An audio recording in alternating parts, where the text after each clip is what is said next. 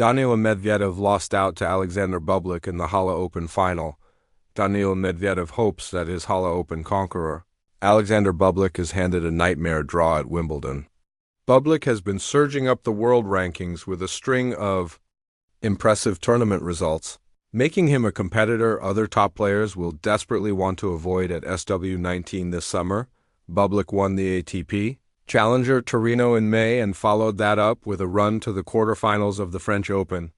The 28-year-old carried that momentum into his first Wimbledon warm-up last week, where he notched stunning wins over Jannik Sinner, Tomas Makak, and Karen Khachanov before dispatching Medvedev in straight sets in Sunday's final. Medvedev took the result on the chin and smiled in his post-match interview as he said, "First of all, big congratulations to you and your team.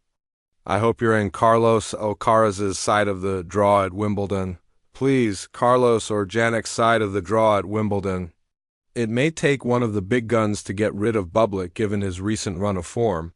Seeded stars such as Alex de Minaur and Jack Draper could not live with him at Roland Garros, where Sinner eventually toppled him with relative ease. Alcaraz, meanwhile, looks set to arrive at Wimbledon on a red-hot run, having followed his French Open triumph with an impressive victory at the HSBC Championships. Although Bublik is on a fine run of his own, Sinner remains at the top of the world rankings, and Novak Djokovic can never be discounted at the All England club. Alcaraz will be the man to beat after winning on each of his last two trips to southwest London, with an intense battle on the horizon.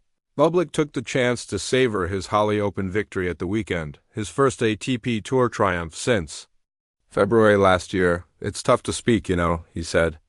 "I had such a tough few months from last Wimbledon until probably this summer. I was close to